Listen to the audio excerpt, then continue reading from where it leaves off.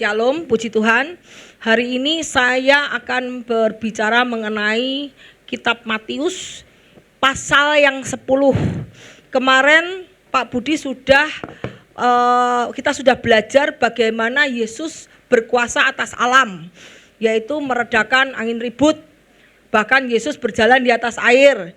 Kemudian Yesus sudah berkuasa atas setan-setan. Bagaimana kemarin kita belajar bagaimana Yesus menghardik legion. Sampai ke mana itu? Lari kemana? Babi. Ya. Sampai ke lari ke babi. Bagaimana kemudian Yesus sudah menyembuhkan perwira, anak seorang perwira yang sakit, yang sakit, dan ada Yesus menyembuhkan anak perwira yang sakit, juga Yesus menyembuhkan wanita yang pendarahan 12 tahun. Jadi sebelum pasal 10 ini Tuhan itu praktek. Kita belajar sabda bahagia, ajaran Yesus. Setelah Yesus mengajarkan di bukit, kemudian Yesus praktek. Ini loh aku menyembuhkan, ini aku berkuasa atas alam. Yesus meredakan angin ribut, Yesus berjalan di atas air dan segala alam tunduk pada Dia. Kemudian sakit penyakit tunduk pada Dia. Kemudian mengusir roh jahat, seluruh roh dunia ini tunduk pada kuasa Yesus. Setelah itu di ayat 10 Yesus baru memanggil dan mengutus murid-muridnya untuk melakukan pekerjaan seperti yang Yesus lakukan. Wow, Yesus itu memang the best. Saya belajar di sini the best teacher loh. Pertama dia ngasih teori dulu. Begitu ngasih teori dipraktekkan sama Tuhan. Murid-muridnya melihat, ini loh praktek. Setelah itu kemudian Yesus mengutus murid-muridnya. 12 murid itu diutus. Udah kamu pergi, kamu sudah melihat kerjaanku. Kamu sudah melihat aku ngusir setan. Kamu sudah lihat aku menyembuhkan orang sakit. Kamu sudah lihat bahwa aku berkuasa atas alam. Sekarang aku urapi kamu, aku berikan, Tuhan memberikan kuasa kepada muridnya untuk melakukan pekerjaan seperti yang Yesus lakukan. Pekerjaan apa? Sabda bahagia tadi, dia menyebarkan apa yang Yesus ajarkan dan melakukan disertai tanda-tanda perbuatan ajaib yaitu mujizat. Jadi setelah Yesus mengajarkan dan muridnya praktek, ngelihat, maka muridnya sekarang disuruh berjalan sendiri. Berjalan sendiri tanpa Yesus, tanpa Yesus. Jadi Yesus hanya melihat dan muridnya diutus. Bahkan nanti selain 12 murid yang dipanggil dan diutus untuk melakukan pekerjaan Tuhan, Yesus punya murid yang lagi. 70 murid diutus berdua-dua sama untuk menginjil dan melakukan pekerjaan-pekerjaan seperti yang Yesus lakukan. Dan ingat, kita juga sudah mendengar pengajaran Yesus. Udah mengajar pengajaran Yesus ya tadi ya. Di sini tadi yang mendengarin kitab Matius dari pasal 1 sampai 10 ada tuh di sini semua. Dari sabda bahagia sudah mendengar, dari kemarin praktek Yesus mengusir setan, mengusir berkuasa atas alam, sakit penyakit sudah mendengar. Berarti kamu semua di sini disuruh praktek. Nah, berarti kalian di sini adalah sama seperti murid Yesus yang 12 disuruh praktek. Kalau ada setan jangan lari ya. Jangan lari ya. Kalau ada sakit penyakit jangan sekali-sekali ngeluh atau gampang ke dokter ya. Kita punya kuasa, kita praktekkan. Terus kita praktekkan.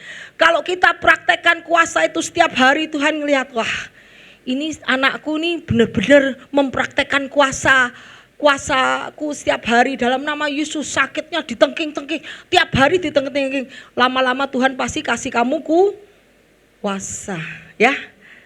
Jangan putus asa. Wah Bu, saya udah tengking-tengking enggak sembuh-sembuh. Akhirnya capek saya berdoa. Jangan capek.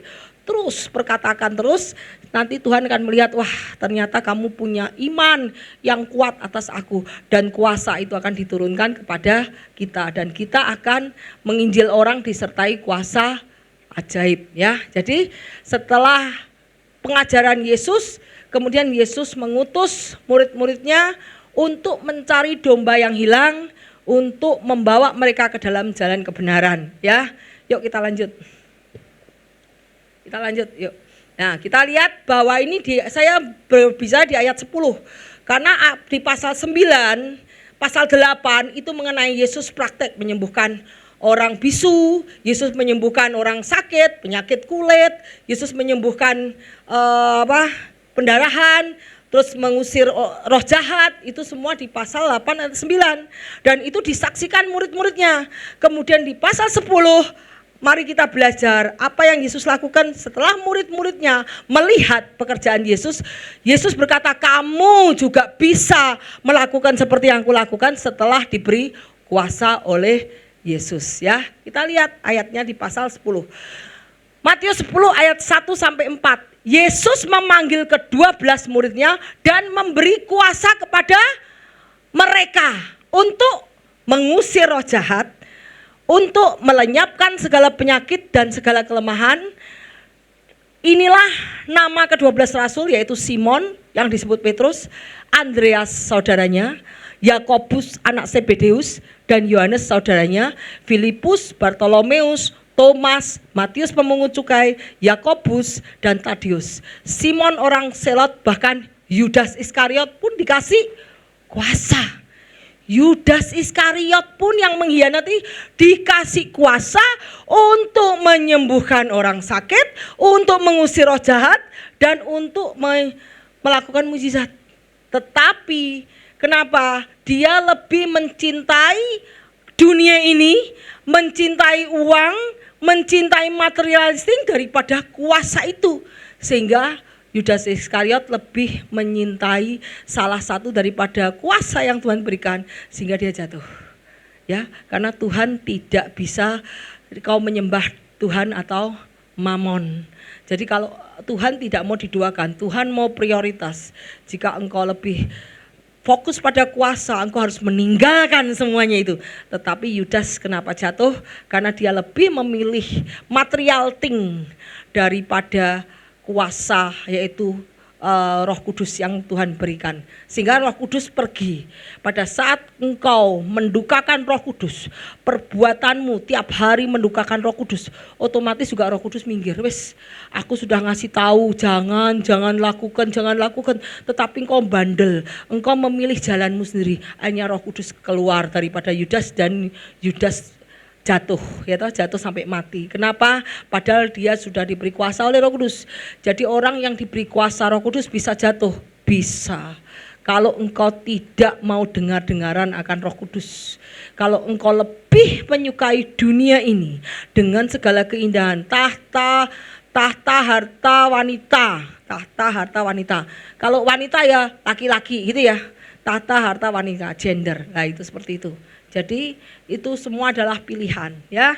Kita lihat bahwa Yesus memberikan kuasa kepada 12 murid untuk menginjil, untuk memberitakan tentang kabar baik bahwa mereka tidak lagi hidup di bawah kutuk hukum Taurat, tetapi saat mereka percaya pada jalan-jalan Yesus, percaya pada ajaran Yesus, percaya kepada Dia, mereka diselamatkan.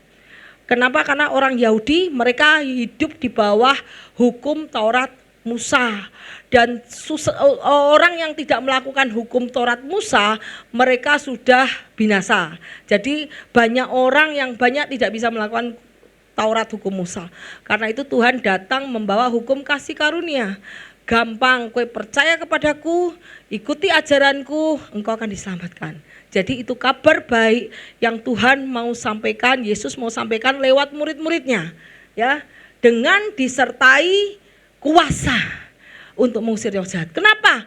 Kok disertai kuasa mengusir roh jahat?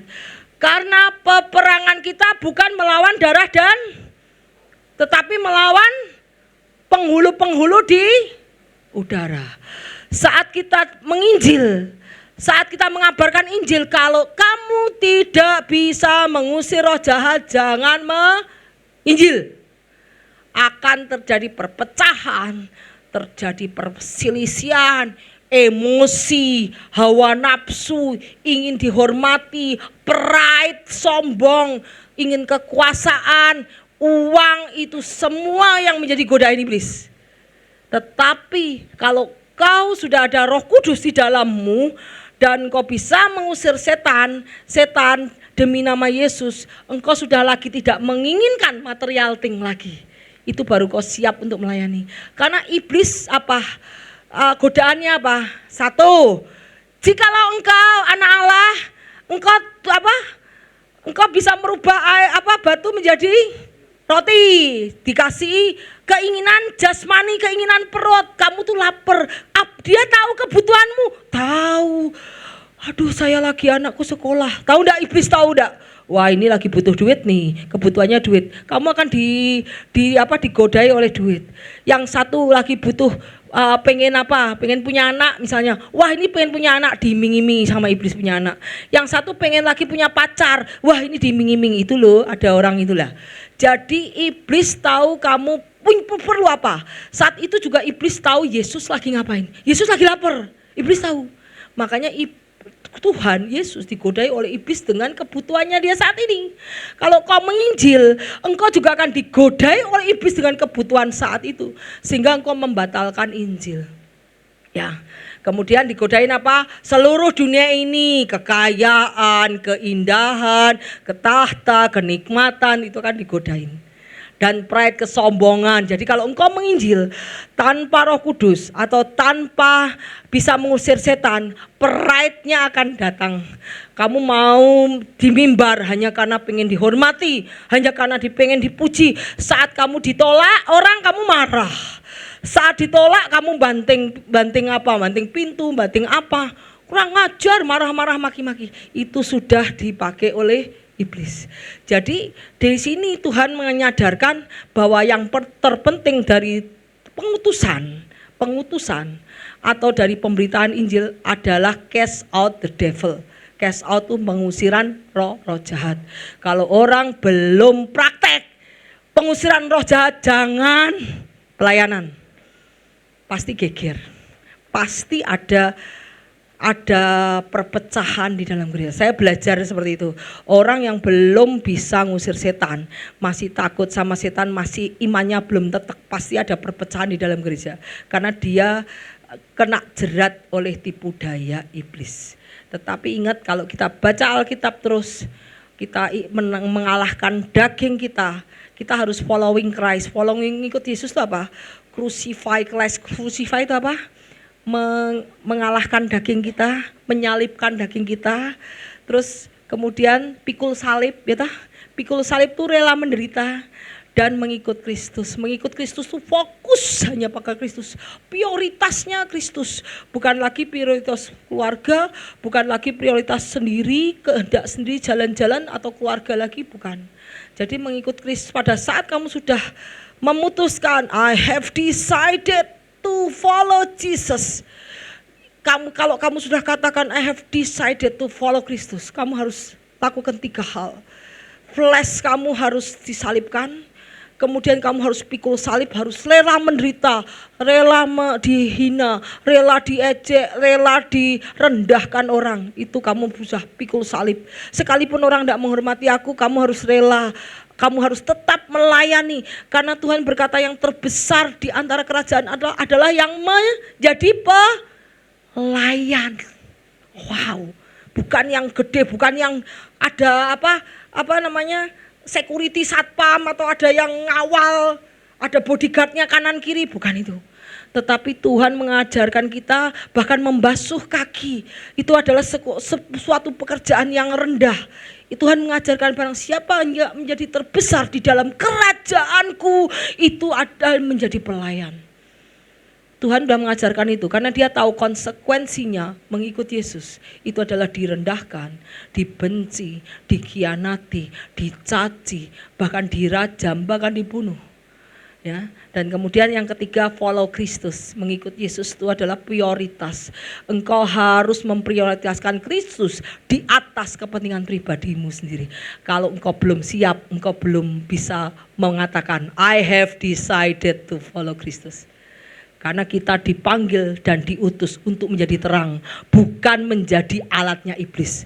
Kita tahu sekarang banyak orang yang dipanggil diutus Tuhan, bukan lagi menjadi alat terang, bukan lagi menjadi senjata kebenaran, tetapi menjadi alatnya iblis. Karena mereka tidak bisa melakukan 3 hal: menyalibkan daging, kemudian pikul salib, dan mengikuti Kristus.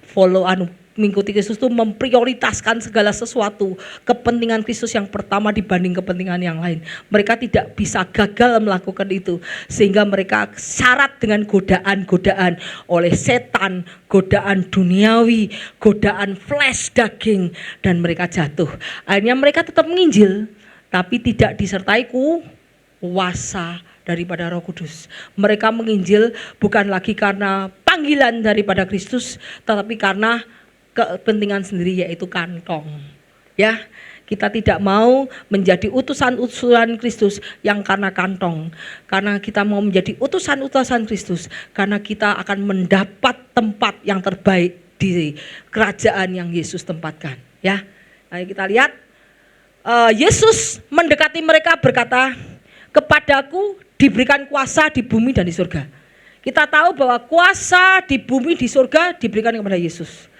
Jadi seluruh bumi, seluruh surga, seluruh alam itu tunduk pada perkataan Yesus.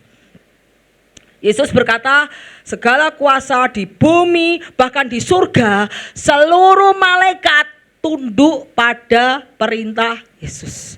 Segala makhluk di dunia bumi, animal itu apa? Binatang, raja-raja, orang-orang, presiden, semua itu tunduk pada perkataan Yesus. Karena Tuhan berkata bahwa Yesus mendekati mereka, "Kepadaku telah diberikan segala kuasa di surga dan di bumi."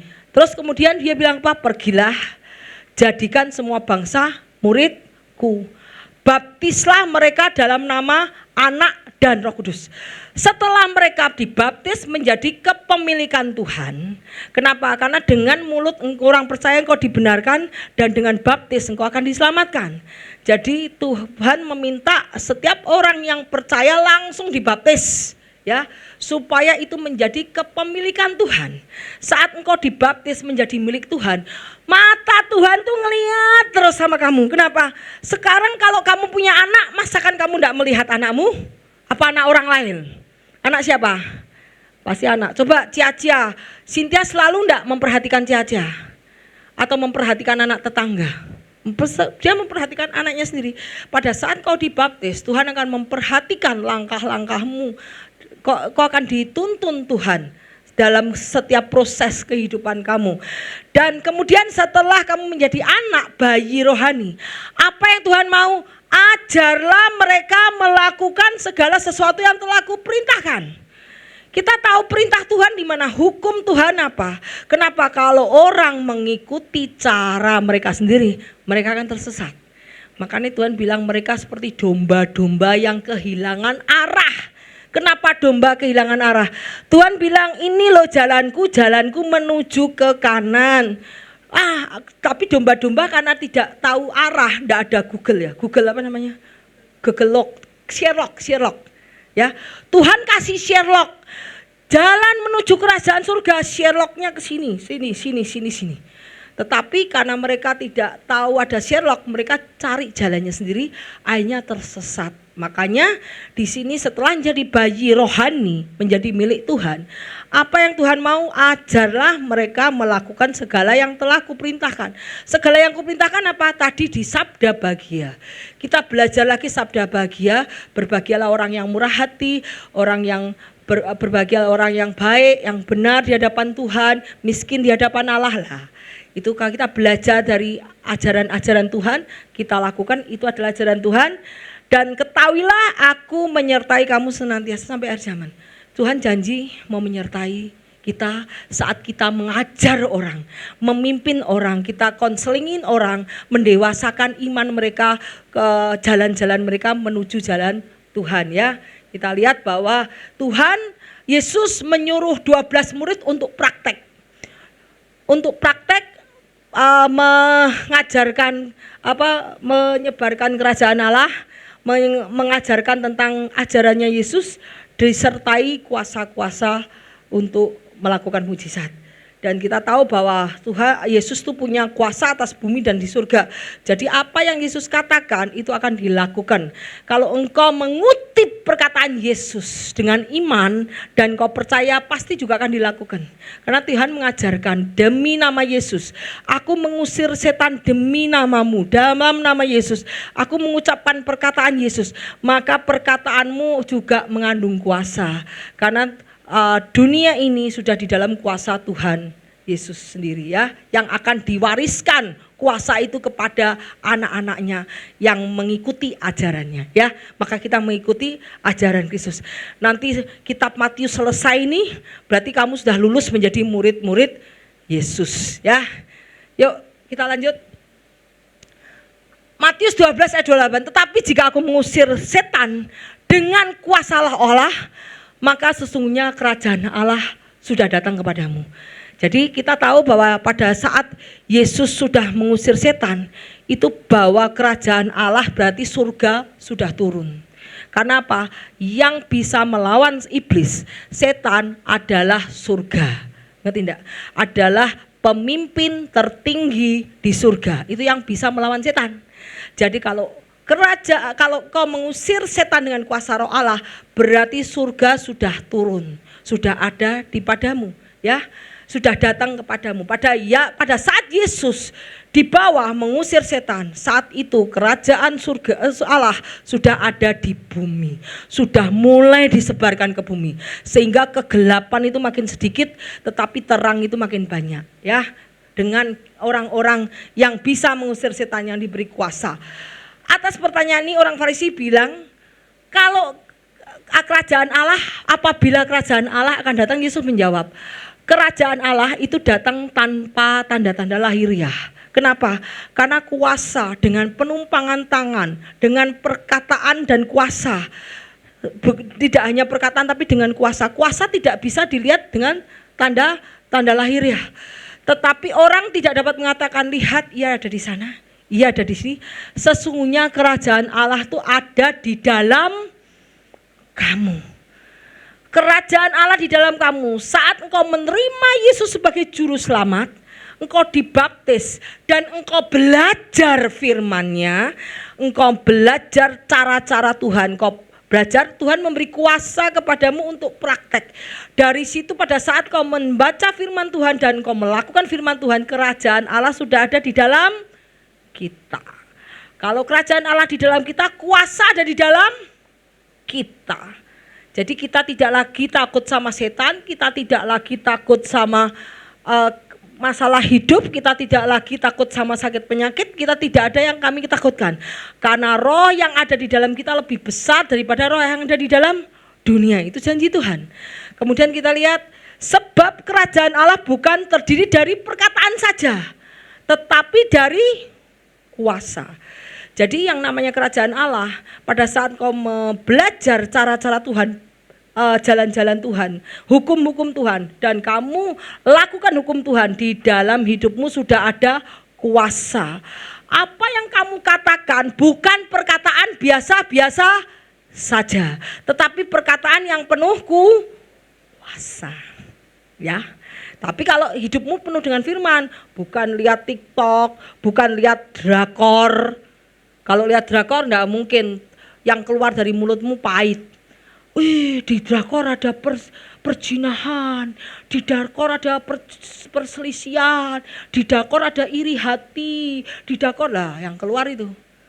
Tetapi kalau di dalam hatimu kamu belajar firman, yang kamu keluarkan itu mengandung kuasa. Ya, jadi apa yang kamu serap sehari-hari, kamu serap drakor, kamu serap drama-drama atau keadaan sekitar yang tidak baik, kamu keluarnya nggak baik. Tapi kalau kamu serap firman Tuhan, apa yang kamu keluarkan lewat kata-katamu mengandung kuasa, dan itu bumi akan tunduk pada perkataanmu. Ini janji Tuhan, ya. Kemudian kita lihat, sebab kerajaan Allah bukan lagi soal makanan, bukan lagi soal minuman, tetapi kebenaran. Kebenaran itu apa? Firman Tuhan. Karena dunia ini banyak penipuan. Kita tahu bahwa Yesus bangkit aja. Banyak yang bilang, kamu bilang jangan Yesus, jangan bilang bangkit, bilang aja mayatnya di apa? Dicuri. Itu penipuan. Dunia ini banyak penipuan. Tetapi Yesus selalu mengajarkan bahwa kerajaan Allah itu adalah soal kebenaran, soal damai sejahtera dan sukacita oleh siapa? Roh Kudus. Jadi pada saat engkau dibaptis, Roh Kudus sudah ada di dalam kamu. Tetapi pada saat kamu belum membaca firman, Roh Kudus belum diaktifkan. Jelas? Pada saat kamu dibaptis, kamu dibaptis jebret. Aku urapi kamu Roh Kudus. Roh Kudus sudah ada. Yes. Tetapi Roh Kudus akan diaktifkan dengan pembacaan firman, dengan berdoa. Berdoa itu menerima kuasa dari Allah untuk mengaktifkan Roh Kudus, untuk mengaktifkan segala pedang roh. Perkataan Yesus itu dinamakan pedang roh.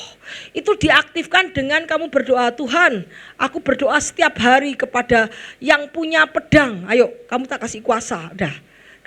Jadi dengan berdoa kamu mengaktifkan Roh Kudus yang ada di dalam kamu, dan dengan membaca firman kamu mengaktifkan Roh Kudus di dalam kamu. Pada saat kamu mengaktifkan, di situ terjadi kuasa.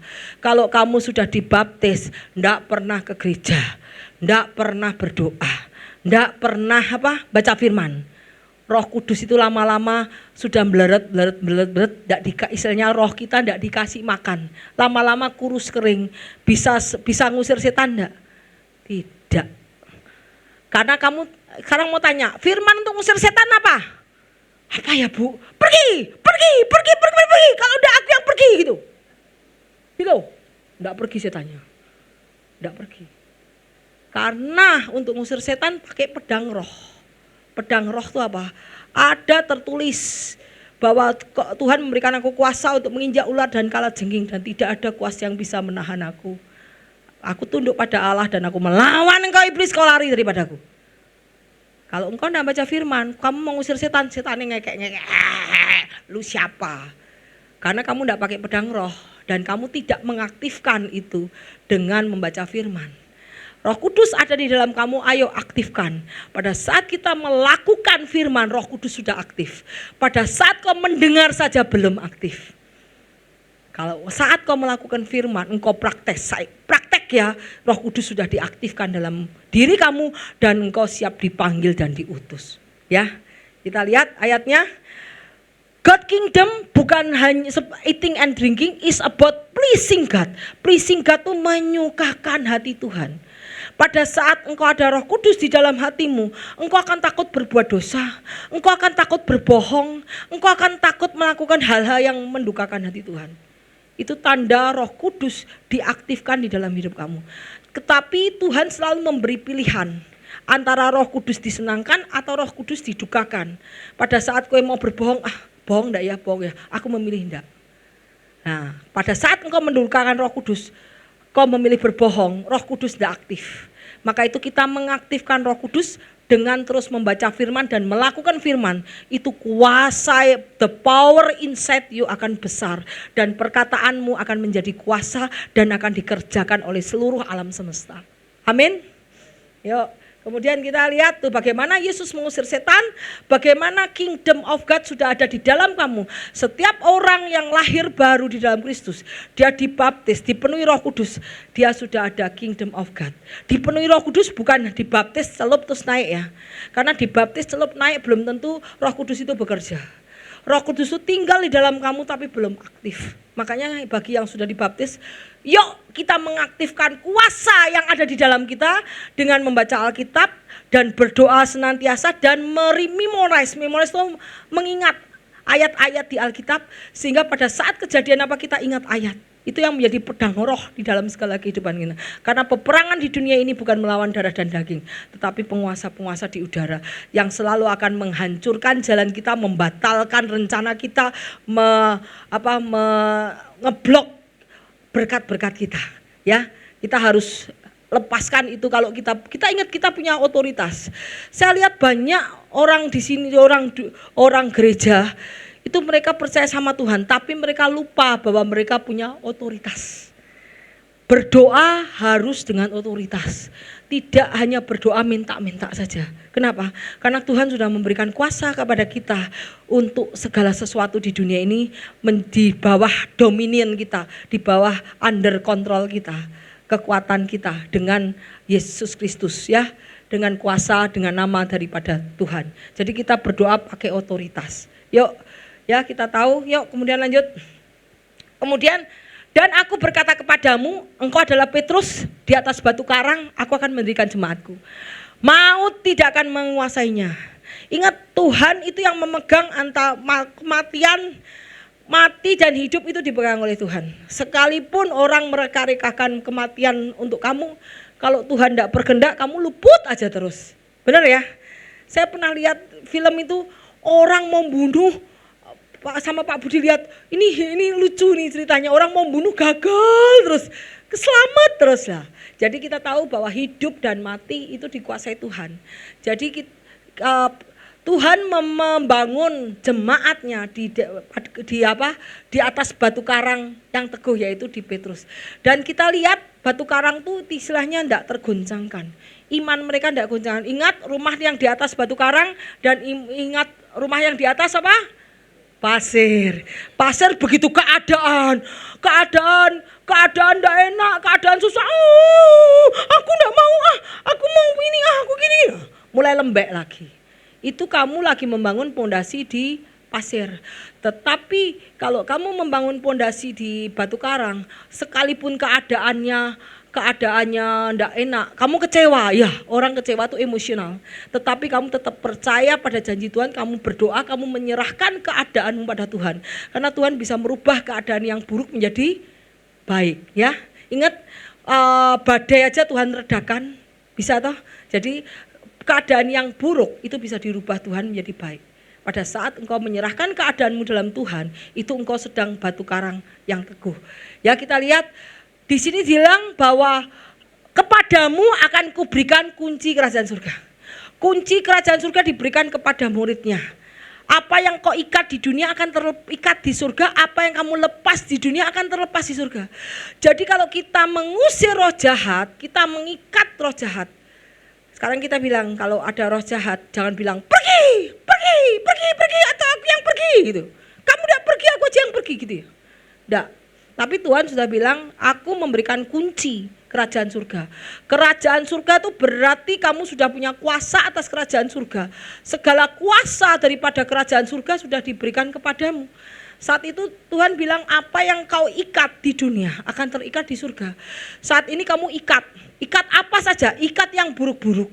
Kamu lepas yang baik-baik. Jadi kalau ikat misalnya, aku ikat roh jahat, aku ikat roh kepahitan, aku ikat roh sakit penyakit, aku ikat roh kuasa-kuasa gelap, aku ikat roh kebencian, aku ikat akar pahit, aku ikat. Jadi yang jelek-jelek, roh yang buruk-buruk kamu ikat. Perkatakan, aku ikat dalam nama Yesus, aku ikat. Dan aku lepaskan sukacita, aku lepaskan kesembuhan, aku lepaskan kedamaian, aku lepaskan pemulihan. Ya, di sini Tuhan bilang apa? Kamu tak kasih kunci. You have the power, kamu punya kuasa untuk bind, mengikat kuasa gelap, mengikat sakit penyakit, mengikat kelemahan tubuh, mengikat segala emosi jahat, ikat. Roh kegelapan, roh kebangkrutan aku ikat dalam nama Yesus. Dan aku lepaskan berkat, aku lepaskan kepemulihan, aku lepaskan sukacita. Nah, perkatakan itu karena Tuhan sudah memberikan kuasa ya. Apa yang kau ikat di dunia akan dilakukan oleh Tuhan.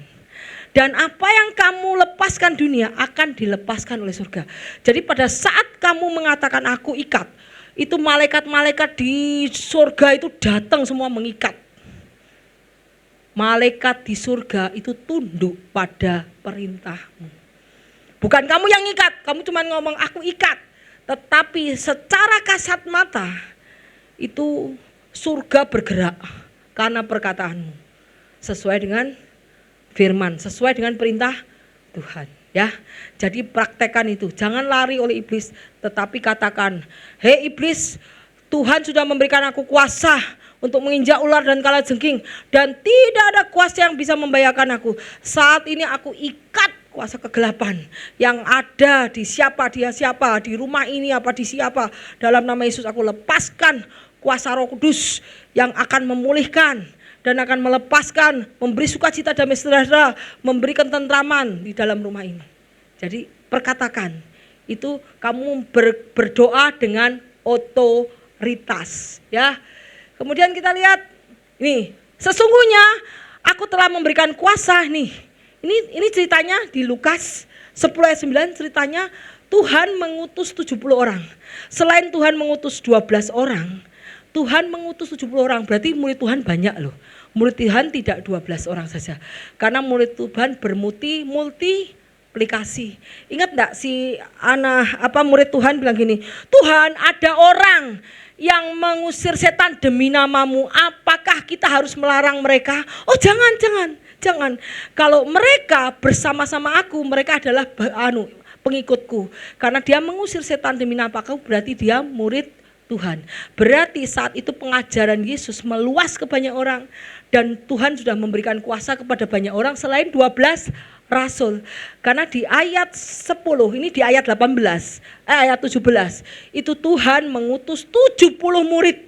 70 murid itu di luar 12 muridnya asli Yesus. Berdua-dua untuk menginjil. Jadi kalau menginjil, kalau bisa Tuhan bilang jangan sendiri. Minimal berdua. Jadi Tuhan mengutus 70 muridnya berdua-dua untuk pergi menginjil disertai kuasa-kuasa untuk mengusir setan. Nah, kemudian muridnya yang 70 kembali kepada Tuhan. Tuhan, hei Tuhan, aku bahagia Tuhan. Setan-setan takut loh sama kita. Aku doain demi namamu. Apa kata Tuhan? Sesungguhnya aku telah memberikan kuasa kepada kamu untuk menginjak ular dan kalajengking, dan kuasa untuk menahan kekuasaan musuh. Ini ayat ini tolong dihafalkan. Yuk kita katakan, ayo bersama-sama. Sesungguhnya aku telah memberikan kuasa pada kamu untuk menginjak ular dan kalajengking, dan kuasa untuk menahan kekuasaan musuh, sehingga tidak ada yang janji Tuhan, tidak ada yang membahayakan. Jadi kalau kalau setannya lebih besar, janji Tuhan apa? Tidak ada yang. Kalau setannya lebih besar, Tuhan tahu enggak kekuatanmu? Dipanggil Michael enggak untuk bantuin kamu? Mikael itu adalah angkatan perang di surga, ngerti nggak? Dipanggil lagi angkatan perang di surga yang akan membantuin kamu, karena janji Tuhan tidak ada yang. Jadi kalau sama setan, takut setannya lebih galak dari aku, salah. Karena janji Tuhan, aku telah memberikan kuasa untuk menginjak ular dan kalajengking. Ular itu adalah setan, kalajengking tidak ada menahan kekuatan musuh, dan janji Tuhan tidak ada yang membahayakan kamu. Kalau setannya lebih galak, kamu harus lebih galak lagi. Setannya galak, kamu lebih galak lagi. Dan kamu berdoa sungguh-sungguh sama Tuhan. Saat itu Tuhan akan menolong kamu. Amin. Jadi tidak usah takut akan setan, karena janji Tuhan tidak ada yang akan membahayakan kamu. Itu janji Tuhan. Ya. Kemudian namun demikian kata Tuhan, jangan bersukacita karena roh itu takluk kepadamu, tetapi bersukacitalah karena namamu terdaftar di. Waduh, ini namamu tercatat di surga, namamu tercatat di dalam kehidupan. Itu adalah anugerah. Itu berarti kamu sudah selamat, sudah menjadi warga kerajaan surga. Wes, kalau namamu sudah tercatat di surga, berarti kamu bukan warga negara Indonesia lagi, tetapi walaupun warga negara Indonesia di sini, tetapi kamu adalah warga kerajaan surga. Pada saat Indonesia tidak ada lagi, saya kok dengar katanya tahun 2030 katanya Indonesia tidak ada di peta, katanya ya. Nah itu tuh benar atau tidak? Tetapi pada saat dunia hancur total, kamu tetap menjadi warga negara kerajaan surga. Ya, Jadi kita tahu pada saat kita mengusir setan, itu tanda kerajaan Allah sudah ada pada kita. Kenapa? Karena surga ada pada kita, ya. Karena orang yang berani mengusir setan itu harus dengan kuasa daripada Roh Kudus. Karena setan tidak takut sama manusia. Setan tidak takut pada perkataanmu, tetapi setan takut kepada perkataan Yesus. Ngerti ya? Jadi kita kutip perkataan Yesus, ya. Perkataan Yesus. Yuk kita kemudian Yohanes 14 ayat 12, aku berkata kepadamu, Yesus bilang, sesungguhnya barang siapa percaya kepadaku, ia akan melakukan pekerjaan-pekerjaan seperti yang aku lakukan, bahkan pekerjaan-pekerjaan yang lebih besar lagi daripada itu. Wow, kalau percaya kepada Tuhan, jadi apa yang Tuhan kerjakan akan kita bisa kerjakan. Sebab itu aku pergi kepada Bapa, dan apa yang kamu minta dalam namaku, aku akan melakukannya, supaya Bapa dipermuliakan dalam Anak. Jadi pada saat engkau percaya kepada Tuhan, hidup dalam firman-Nya, melakukan firman-Nya, terhubung dengan Tuhan, maka apa yang kamu minta dalam nama Tuhan, Tuhan akan melakukannya. Surga akan melakukannya untuk kamu. Jadi perkataanmu mengandung kuasa. Karena apa yang kau katakan, surga itu langsung melakukannya untuk kamu. Ya. Kemudian kita lihat ini lagi, tunduklah kepada Allah, lawanlah iblis, ia lari padamu. Ini adalah ayat yang harus dihafalkan untuk mengusir setan. Ayo kita sebut sama-sama. Nanti kalau mengusir setan kamu sebut ayat ini. Aku tunduk pada Allah dan aku mengusir engkau lari. Iblis lari. Yuk kita sebutkan ayatnya yuk. Karena itu, yuk 1, 2, 3. Karena itu tunduklah kepada Allah, lawanlah iblis, maka ia akan lari daripadamu. Jadi ayat ini aku memberikan kuasa sama tunduk kepada Allah, itu perkatakan. Perkatakan saat engkau mengusir setan. Ya, saat itu setan akan keluar. Karena setan hanya keluar pada firman Tuhan, bukan perkataanmu, tapi oleh firman Tuhan. Makanya Tuhan dicobai oleh setan, ada tertulis, ada tertulis, ada tertulis, ya. Kemudian kita lihat ini, kabar tentang ketaatanmu telah terdengar oleh semua orang, tetapi aku ingin semua kamu bijaksana terhadap apa yang baik, bersih terhadap apa yang jahat. Jangan buat otoritas itu tidak berfungsi. Pada saat engkau melakukan yang jahat, otoritas itu tidak berfungsi. Karena itu orang yang mengusir setan, kelakuannya harus bersih, hatinya harus jujur, murni, baru dia bisa mengusir setan. Ya.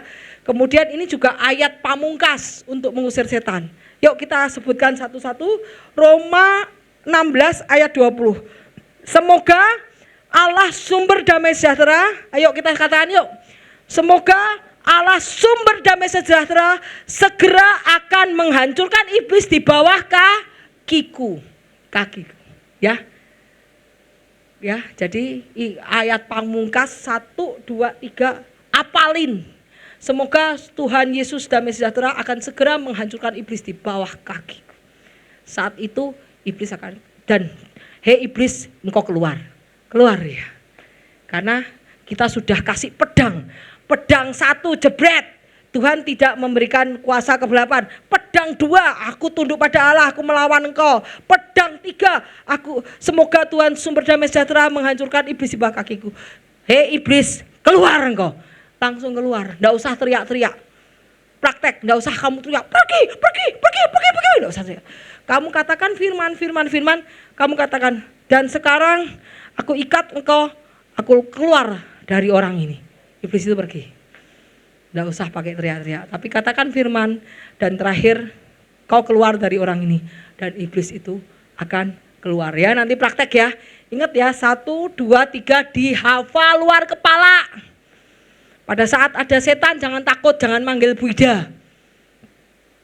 Praktek sendiri. Yesus saja tidak dipanggil kok. 12 murid dia pergi sendiri. 70 murid pergi sendiri untuk melakukan pekerjaan-pekerjaan seperti yang Yesus lakukan. Ya, yuk lanjut.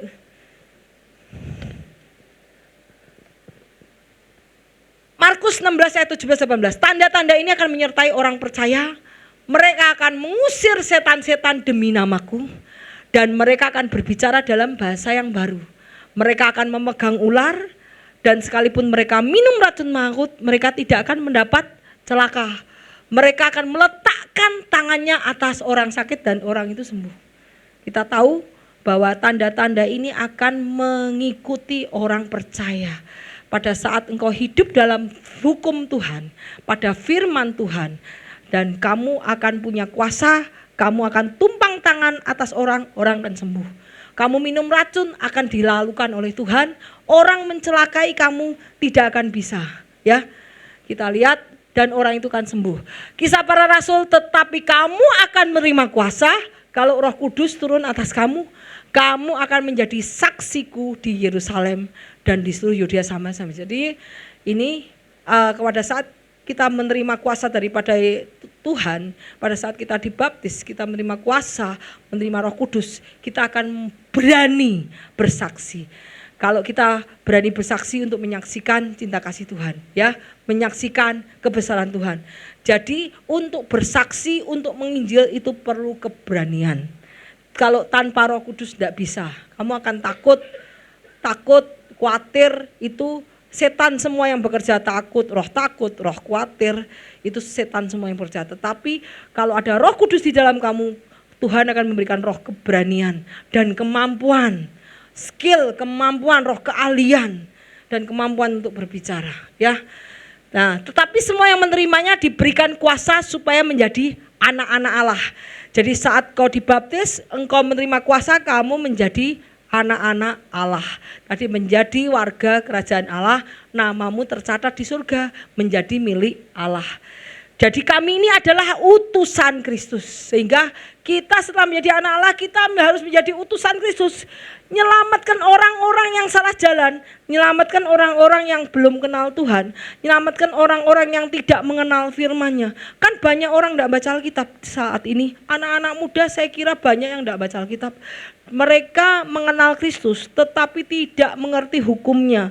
Mereka tahu Yesus tapi tidak menaati firman-Nya karena mereka tidak pernah membaca peraturannya di dalam Alkitab. Kita tahu bahwa kita adalah utusan Kristus, kita jadi terang lewat hidup kita.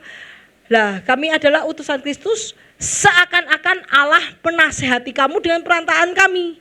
Jadi kalau kita punya teman itu bukan agama Kristen, atau menyembah kepada Allah yang lain, atau teman itu ateis, atau teman itu belum kenal Yesus, kita menasehati teman itu namanya kita utusan Kristus. Jadi dia bilang gini, seakan-akan Allah menasihati kamu dengan perantaraan kami. Dalam nama Kristus kami meminta pada kamu, berilah dirimu didamaikan dengan Allah. Jadi pada saat engkau mendengar pendapat kami, nasihat kami, engkau sedang berdamai dengan Allah. Karena engkau tidak melakukan keputusanmu sendiri. Makanya hendaknya kita menjadi utusan Kristus di market, di tempat ini.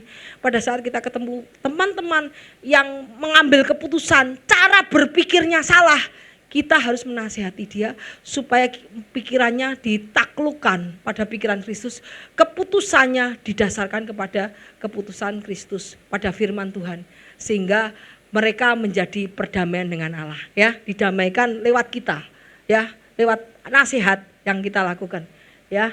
Jadi kita orang-orang Kristen mulai dikasih kuasa untuk melakukan pekerjaan-pekerjaan yang Yesus lakukan.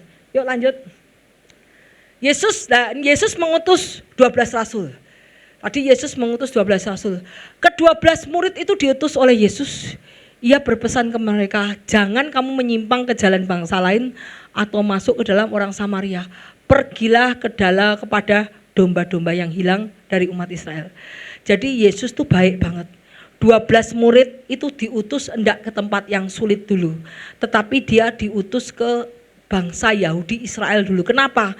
Karena bangsa Yahudi itu mengenal kitab Taurat Musa. Dan Yesus itu adalah penggenapan Taurat Musa. Kedatangan Yesus, kelahiran Yesus itu sudah ditulis dalam kitab Taurat Musa dan kitab para nabi. Jadi kalau Yesus datang itu untuk menggenapi apa yang tertulis dalam kitab, itu gampang sekali untuk menginjili mereka. Makanya 12 murid, kamu jangan menginjili ke orang-orang yang tidak kenal Yesus sama sekali, itu sulit. Kamu menginjili ke orang terdekat. Terdekat itu apa? Orang yang sudah mengenal Taurat, mengenal hukum Allah, yang sudah mengerti bahwa Tuhan Yesus akan datang untuk menggenapi hukum Taurat. Jadi 12 murid itu diutus untuk menginjili orang Yahudi dulu di sekitar Israel dulu, bukan ke orang-orang yang tidak mengenal Tuhan. Karena orang yang mengenal Tuhan itu lebih sulit. Yesus itu siapa? Aku tidak pernah dengar Yesus itu siapa. Tetapi kalau orang Yahudi, kan ada tertulis bahwa nanti penasihat ajaib, raja yang kekal, dia akan memimpin. Nah, itu ada tertulis di dalam kitab para nabi. Jadi 12 murid disuruh ngutus ke Yahudi dulu supaya gampang untuk menginjili mereka bahwa ini loh Yesus, juru selamat yang sudah dijanji-janjikan untuk keselamatan banyak orang sudah datang. Gitu ya.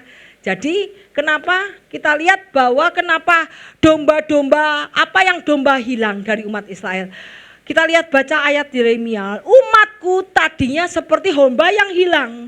Jadi domba yang hilang itu umat Tuhan yang hilang. Kenapa hilang? Mereka mencari jalannya sendiri. Kenapa? Karena tidak ada yang nuntun, tidak ada hukum, tidak ada peraturan, tidak ada cara, tidak ada Google Map, tidak ada Sherlock. Menuju kebenaran, menuju kerajaan surga, mereka tidak punya Sherlock. Coba kita mungkin tidak ada Google Map, tidak ada Sherlock, mungkin bingung ya sekarang cari jalan, betul tidak? Nyasar-nyasar tidak? Pasti ada yang Grab di sini ya. Pakai ini ya, pakai apa? Google Map ya, pakai Google Map, lihat. Oh, kalau mau ke sini, lihat. Cepet pak jadinya lah. Jadi kita lihat kenapa domba hilang. Mereka dibiarkan sesat oleh gembala-gembalanya.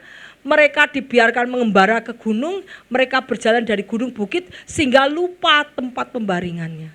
Jadi istilahnya umatku, domba Israel itu adalah umat Tuhan yang sudah mengambil jalan sendiri dan lupa kembali. Harusnya jalannya Sherlock menuju ini, tapi mereka nyasar karena tidak ada yang menuntun.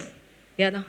Nah, ini jadi kita tahu bahwa Tuhan banyak domba yang hilang dan Tuhan menuntun mereka ke tempat pembaringan, yaitu ke jalan yang benar kepada keselamatan.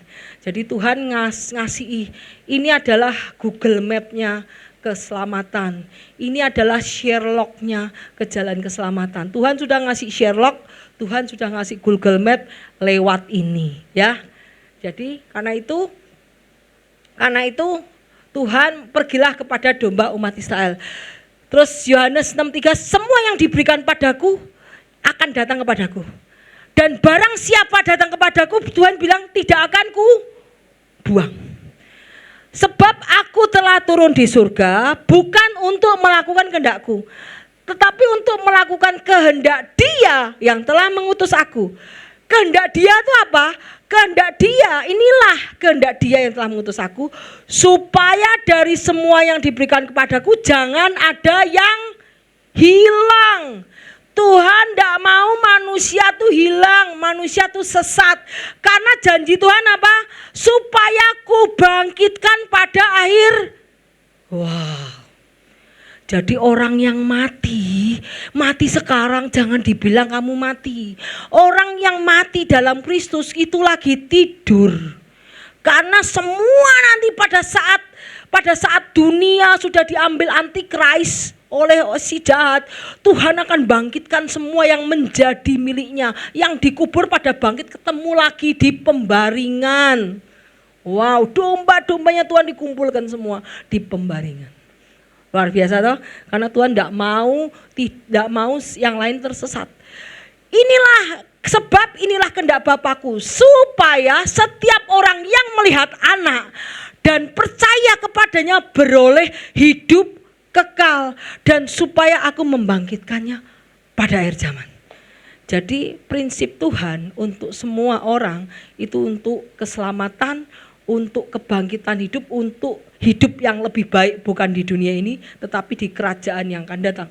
Kita lihat Yesus berkata kepada mereka, makananku ialah melakukan kehendak Dia yang mengutus aku dan menyelesaikan pekerjaannya.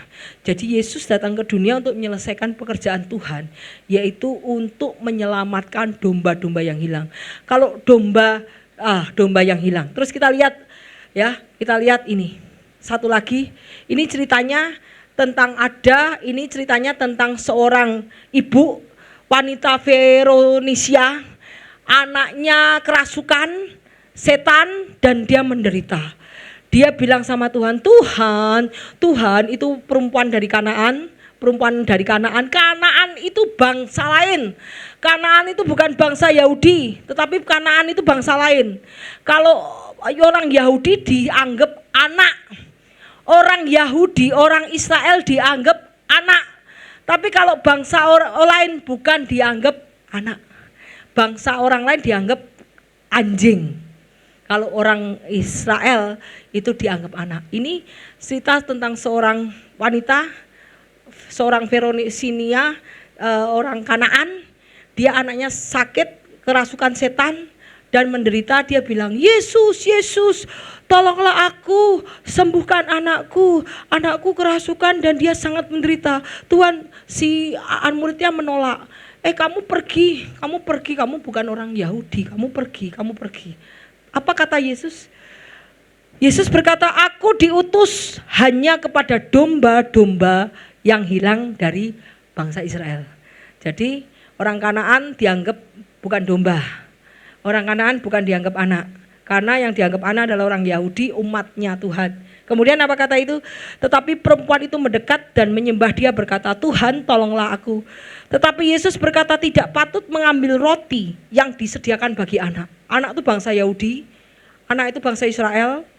Dan melemparnya kepada anjing. Anjing itu bangsa-bangsa lain, bangsa yang di luar Tuhan. Yang tidak mengenal Tuhan. Terus kata perempuan itu, benar Tuhan, namun anjing itu makan dari remah-remah yang jatuh dari meja tuannya. Maka Yesus menjawab berkata kepadanya, ya itu benar imanmu, maka jadilah kepadamu seperti yang kau kehendaki. Dan seketika itu anaknya sembuh. Sekalipun Yesus fokus pada orang-orang Yahudi, orang-orang yang mengenal Tuhan secara Taurat dulu, tetapi Yesus tidak pernah membuang orang yang datang kepadanya. Di sini barang siapa datang kepadaku, ia tidak akan apa? Membuang. Jadi pada saat setiap orang-orang yang datang kepada Yesus, Tuhan tidak akan membuang. Sekalipun itu bukan dari bangsa Israel. Walaupun dia fokus prioritas hanya kepada Israel dulu. Tetapi keselamatan merembet kepada bangsa lain. Saat Israel menolak Yesus, saat itu keselamatan dari bangsa-bangsa datang. Kemudian Tuhan menginjil, setelah selesai menginjil di Yahudi dan Israel, Tuhan mulai keluar. Keselamatan itu keluar ke bangsa-bangsa. Dan barang siapa datang kepada Tuhan tidak akan dibuang, tetapi diselamatkan. Bahkan wanita dari Kanaan ini yang belum mengenal Tuhan, dia percaya kepada Tuhan, anaknya disembuhkan. Dan dia bilang apa? Imanmu telah menyelamatkan kamu. Jadi kalau ada, makanya keselamatan tersebar ke seluruh bangsa-bangsa. Setiap orang yang datang kepada Tuhan tidak akan dibuang, tetapi Tuhan ingin supaya banyak orang yang diselamatkan. Ya, yuk kita lanjut. Kita lihat. Yesus mengutus ke-12 rasul. Terus ini, pergilah beritakan kerajaan Allah sudah dekat, sembuhkan orang sakit, bangkitkan orang mati, tahirkan orang kusta, usirlah setan-setan. Kamu telah memperolehnya cuma-cuma, karena itu berikanlah dengan cuma-cuma. Ini bagus. Jangan kamu membawa emas, perak atau tembaga dalam ikat pinggangmu. Jangan kamu membawa bekal dalam perjalanan. Janganlah kamu membawa baju 2 helai, kasut atau tongkat. Sebab seorang pekerja patut mendapat upahnya. Apabila kamu masuk ke dalam desa atau kota, carilah di situ seorang yang layak dan tinggal padanya sampai kamu berangkat. Apabila kamu masuk rumah itu, berilah salam kepada orang itu, damai sejahtera bagi kamu. Jika mereka layak menerimanya, salammu itu turun ke atasnya. Jika tidak, salammu itu kembali kepadamu. Dan apabila seorang tidak menerima kamu dan tidak mendengar perkataanmu, keluar dan tinggalkan rumah itu dan kota itu, kebaskanlah debunya dari kakimu. Jika engkau ditolak orang Injil, penginjilan tidak boleh memaksa. Ya. Tuhan tidak memaksa penginjilan, Tuhan tidak memaksa orang menyembah Dia. Tapi Injil adalah penerimaan secara damai, sukacita, sukarela. Jadi apabila seorang tidak menerima kamu, tidak mendengar perkataanmu, tinggallah rumah itu atau kota itu, debaskanlah debunya dari kakimu. Aku berkata kepadamu, sesungguhnya hari penghakiman kota Sodom dan Gomora lebih ringan daripada kota itu. Sodom dan Gomora aja dibakar Tuhan habis. Apalagi orang yang menolak firman Tuhan, pasti sudah dibakar lagi juga lebih parah. Katanya Sodom dan Gomora lebih ringan daripada hukuman yang nanti diberikan orang itu.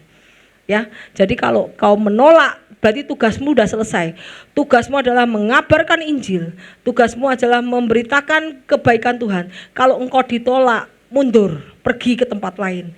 Tuhan yang akan berurusan dengan orang itu. Ya, yuk lanjut. Lanjut. Apapun yang juga kamu perbuat, perbuatlah dengan segenap hatimu untuk Tuhan, bukan untuk manusia. Kamu tahu bahwa dari Tuhanlah kamu akan menerima bagian yang ditentukan sebagai upah. Jadi kalau kamu menginjil, upahnya daripada Tuhan. Tadi bilang jangan membawa uang, jangan membawa apa-apa, diikat pinggangmu, enggak usah membawa apa-apa. Wes nanti Tuhan sediakan, karena Kristus adalah Tuhan, kita adalah hambanya. Dan Tuhan kita yang akan mengupahi kita. Nanti ya, bahwa Tuhan akan memberikan bagian yang ditentukan sebagai upah. Terus kita belajar ayatnya, 1 Korintus 9. Tidak tahukah kamu bahwa mereka yang melayani dalam tempat kudus mendapat penghidupannya dari tempat kudus. Dan bahwa mereka yang melayani mezbah mendapat bagian dari mereka yang melayani mezbah. Jadi kalau orang itu kerjanya di melayani, kerjanya diutus Tuhan pelayanan kemana-mana, dia berhak mendapat upahnya. Mungkin dikasih uang, dikasih PK atau dikasih amplop, disumbang orang, itu wajar. Karena di sini bilang orang yang melayani dalam tempat kudus mendapat penghidupannya dari tempat kudus. Mereka yang melayani mezbah mendapat bagian dari mezbah. Demikian Tuhan telah menetapkan bahwa mereka yang memberitakan Injil harus hidup dari pemberitaan Injil itu. Karena jika aku memberitakan Injil, aku tidak mempunyai alasan untuk memegahkan diri karena keharusan. Jadi memberitakan Injil adalah keharusan. Celakalah aku jika tidak memberitakan Injil. Kalau andai kata aku melakukan menurut kehendakku sendiri, memang aku berhak menerima upah.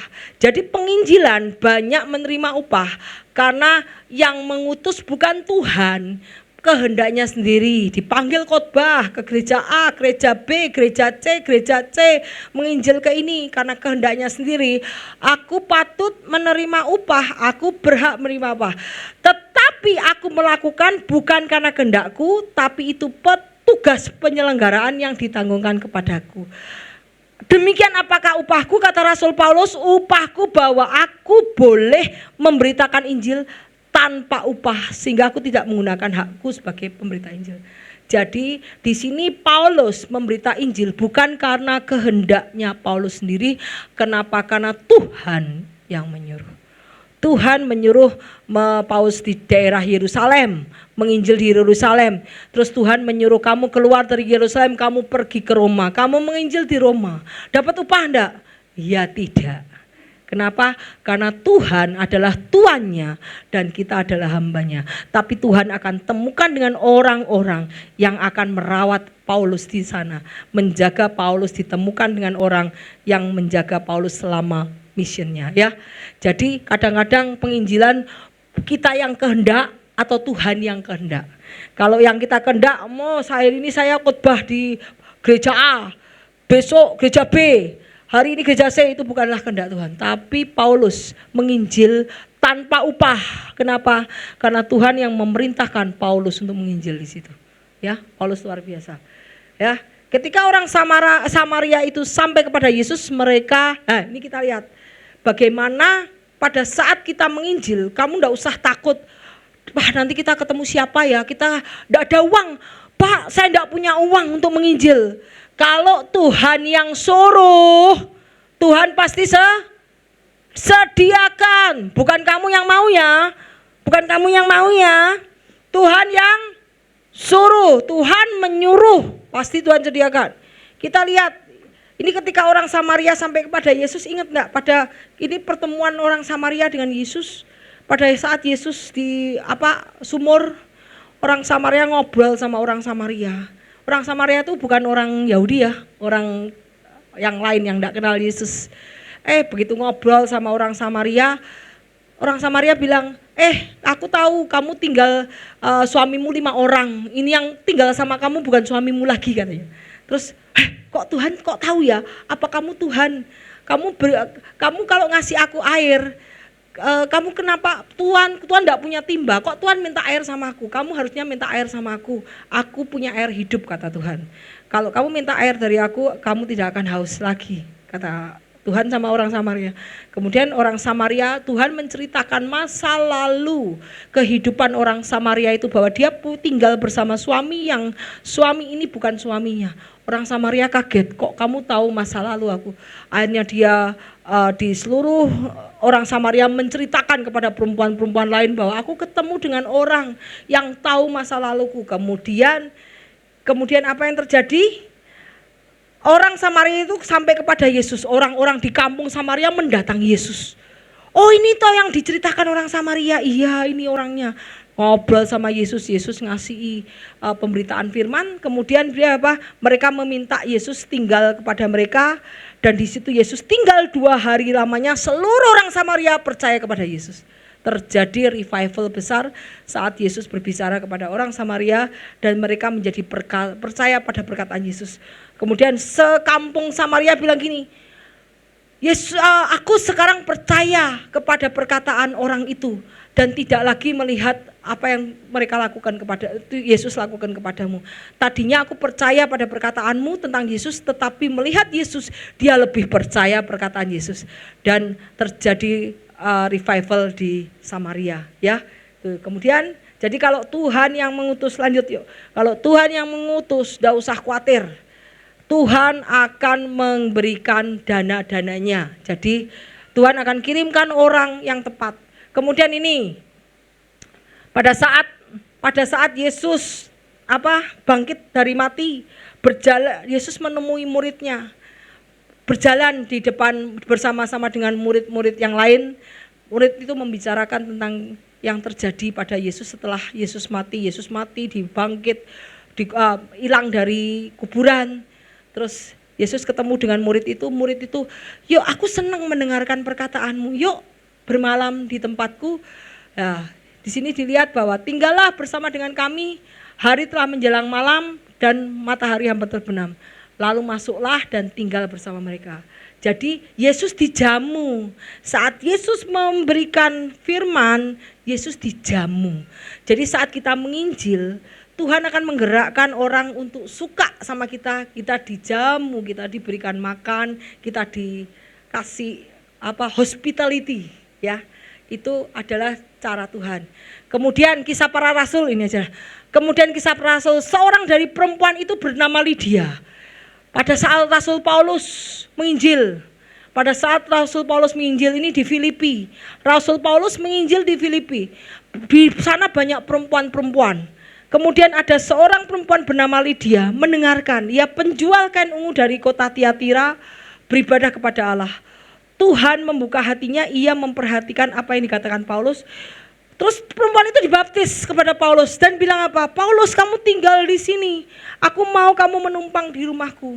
Dan kemudian Paul menumpang di rumahnya dan memberitakan Injil, dan banyak lagi yang diselamatkan. Jadi kalau Tuhan yang menyuruh, bukan kemauan kita, pasti Tuhan sediakan dana, hospitality. Tuhan ketemu siapa, pasti Tuhan sediakan. Jadi kita tunggu disuruh Tuhan. Terus kemudian ini satu lagi, contohnya, kalau yang ditolak itu tadi yang diterima, yang ditolak kita belajar. Karena Injil ada penerimaan dan ada penolakan. Yang ditolak, Orang Yahudi menghasut perempuan terkemuka. Ini kenapa orang Yahudi menghasut? Karena Paulus itu mengusir roh penenung. Pada saat Paulus menginjil, ada seorang ibu-ibu yang berteriak di belakang, "Hei Paulus, engkau orang yang memberitakan jalan keselamatan. Engkau yang memberitakan jalan keselamatan." Paulus terganggu. "Hei engkau roh yang ada di dalam perempuan itu tenung, kok keluar?" Roh itu keluar. Sehingga orang-orang yang tadinya dapat duit dari tenung, meramal kan dapat duit ya Neng? Orang meramal dapat duit enggak? Dapat tak? Dapat. Yang tadinya dari pekerjaan meramal dia nggak dapat duit, akhirnya jadi kurang ajar. Sekarang penghasilanku nggak ada karena yang meramal, rohnya peramal udah diusir sama Rasul Paulus. Akhirnya orang Yahudi itu menghasut perempuan itu dan pembesar itu menimbulkan penganiayaan Rasul Paulus dan akhirnya Rasul Paulus diusir dari kota Filipi. Kenapa? Karena pembesar yang bosnya yang punya yang meng-hire itu apa?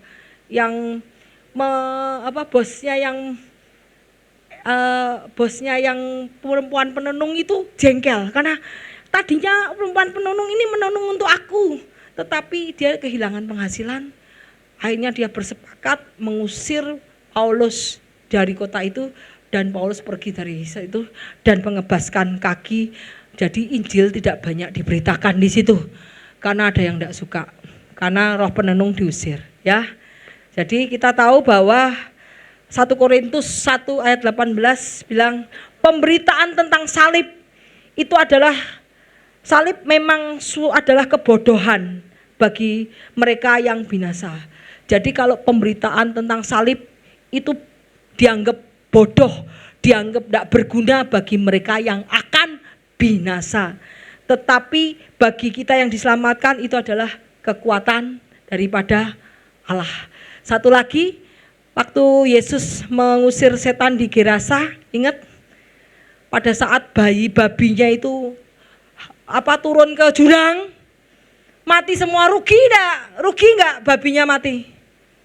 Rugi. Berapa babi? 2000 kali berapa mati orang yang punya peternakan babi, marah enggak? Marah, babinya mati semua. Dan akhirnya mereka menghasut seluruh kota itu untuk menghalau Yesus keluar dari kota itu. Karena Yesus menimbulkan kerugian material bagi mereka. Dan Yesus, maka larilah penjaga babi, diceritakannya segala sesuatu tentang orang yang kerasukan setan itu, maka keluarlah seluruh kota mendapatkan Yesus. Dan setelah mereka berjumpa dengan dia, mereka mendesak supaya ia meninggalkan daerah mereka. Jadi Yesus disuruh meninggalkan Gerasa, keluar dari Gerasa karena menimbulkan kerugian material bagi mereka. Itu berarti Yesus ditolak di Gerasa dan Yesus mengebaskan debu, ya. Jadi itu habis ini, satu lagi ya, ini udah terus lagi. Oke, saya lanjutkan minggu depan.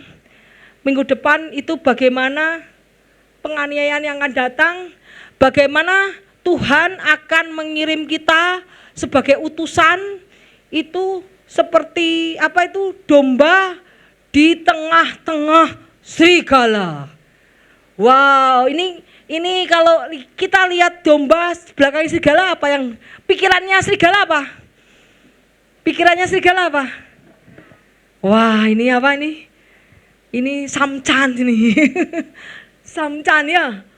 Wah, ini samcan ini ya. Tuhan mengutus kita dipanggil diutus di tengah-tengah serigala. Serigala yang siap menelan kita, serigala yang siap membunuh kita, serigala yang siap mencabik kita, serigala yang siap mengejar kita.